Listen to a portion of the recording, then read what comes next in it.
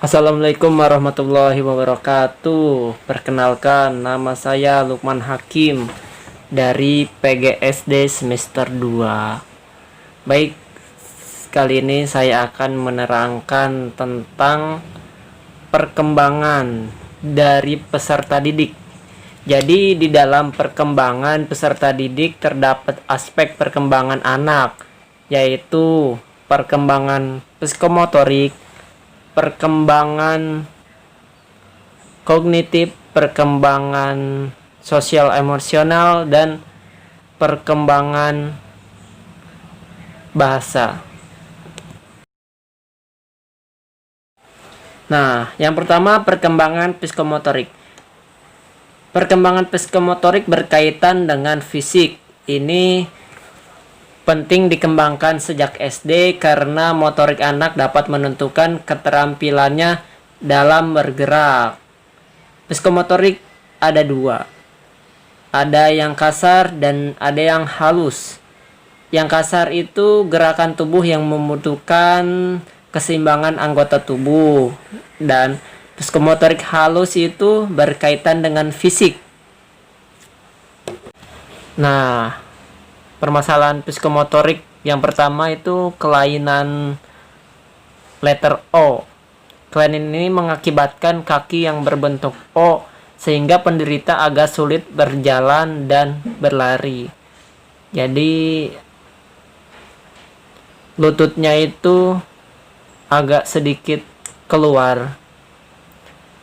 Dan yang diakibatkan karena kelebihan kalsium atau bisa jadi pemakaian pampers yang berlebihan. Cara menanggulanginya yaitu sering-sering konsultasi ke dokter bagaimana penanganannya, dan guru berikan sedikit treatment. Nah, permasalahan berikutnya yaitu stunting. Oke, kita simak video berikut yang dibuat oleh Lembaga Ilmu Pengetahuan Indonesia atau LIPI. Kita simak. Perkembangan yang sehat adalah hak dasar setiap anak, baik secara fisik maupun mental. 9 juta balita di Indonesia mengalami stunting. Di Asia Tenggara, Indonesia merupakan salah satu negara dengan prevalensi tertinggi bersama Laos, Kamboja, dan Timor Leste. Kalau kita tidak berbuat apa-apa, maka anak-anak Indonesia akan menjadi generasi yang hilang. 1000 hari pertama sangat penting bagi pertumbuhan bayi. Apabila bayi tidak mendapatkan pertumbuhan baik, dapat merusak perkembangan fisik dan kognitif, lebih rentan terhadap penyakit, banyak mendapatkan rintangan di sekolah, obesitas ketika dewasa, dan rentan menderita penyakit jantung, diabetes, dan penyakit degeneratif lainnya. Stunting dapat dicegah dengan mendapatkan nutrisi yang baik. Dimulai ketika pada saat kehamilan harus mengkonsumsi makanan sehat dan seimbang. Berikan bayi ASI eksklusif selama 6 bulan pertama. Setelah 6 bulan, berikan bayi ragam makanan tambahan. Dan berikan ASI hingga bayi berumur 2 tahun. Lingkungan yang bersih dan merevitalisasi pos kesehatan ibu dan anak juga dapat mencegah stunting. Mari bersama kita cegah stunting. Nah, yang kedua ini perkembangan kognitif. Perkembangan kognitif ini berkaitan dengan kemampuan bernalar, mengingat, menghafal, dan memecahkan masalah.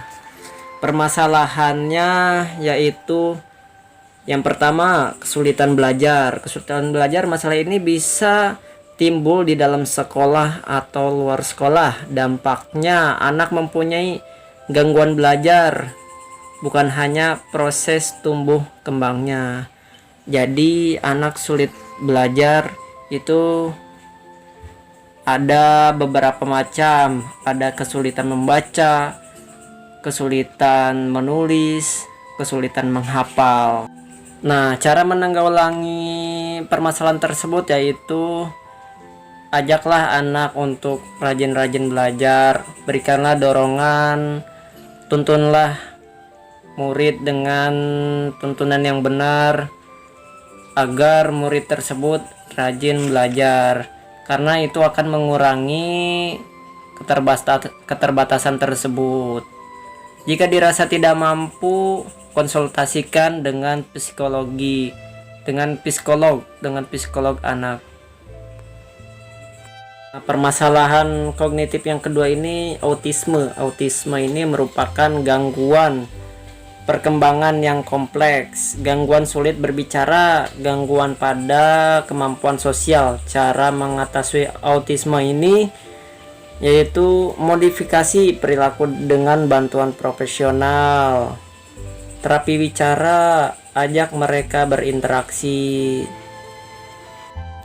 Yang ketiga yaitu perkembangan sosial emosional.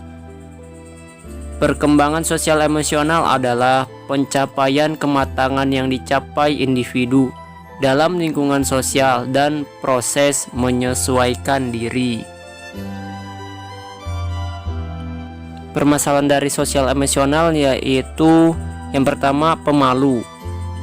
Nah, pemalu ini kadang suka pasif, kadang sulit untuk bersosialisasi dan untuk aktif dalam pembelajaran. Cara menanggulanginya yaitu ajak murid yang lain untuk tidak mencemooh kepada orang yang pemalu tersebut, dan yang pemalu ajaklah untuk bersosialisasi dengan kepada murid-murid yang lain. Permasalahan yang kedua yaitu pemarah. Anak didik ada yang suka pemarah karena dikit-dikit marah. Cara menanggulanginya yaitu berikanlah pelukan, karena dengan pelukan itu akan memberikan ketenangan kepada anak yang pemarah tersebut. Nah, dan yang terakhir yaitu perkembangan bahasa. Perkembangan bahasa secara umum dibagi dua, yaitu tahap pralinguistik dan linguistik. Permasalahan perkembangan bahasa yaitu telat berbicara. Telat berbicara ini karena sedari dulu tidak diajak atau tidak sering diajak berbicara oleh orang tuanya atau orang yang di sekelilingnya. Cara menanggulanginya yaitu sering-sering berbicara dengan anak dan rajin-rajin bersosialisasi dengan anak, rajin berbicara, rajin mengobrol gitu. Terima kasih, mohon maaf bila ada kekurangan.